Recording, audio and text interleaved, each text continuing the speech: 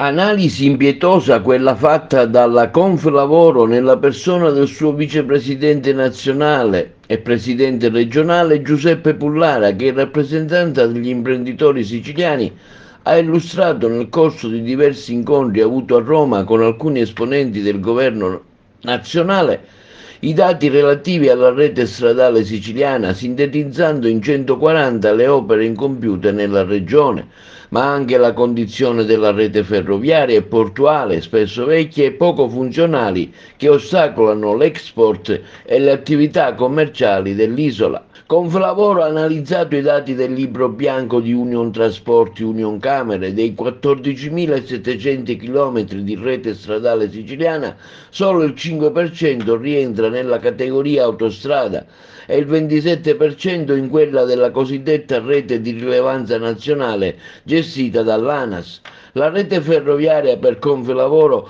è elettrificata al 58% e dei 1396 km solo il 16% procede su doppio binario. L'età media dei treni siciliani il 55% a 19 anni contro la media nazionale di 15 anni. Le reti ferroviarie di Ragusa e Trapani sono tra le peggiori performance in Italia, rispettivamente si collocano al 102esimo e 94esimo posto. Le infrastrutture stradali costituiscono la categoria più debole e insieme alle ferrovie in Sicilia non esistono autostrade a tre corsie oppure non esistono affatto come ad Agrigento e Ragusa.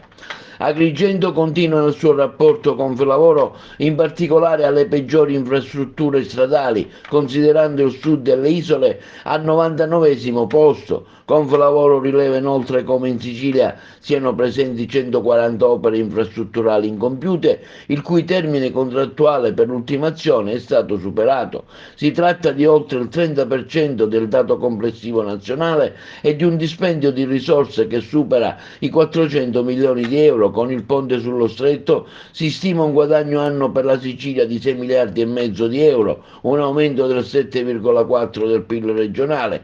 Si stimano inoltre 15.000 posti di lavoro ogni anno. Siamo impegnati presso le istituzioni nazionali e regionali per sollecitare l'adeguamento dell'intero sistema infrastrutturale siciliano, conclude nel suo comunicato Giuseppe Pullara, vicepresidente nazionale di Conflavoro.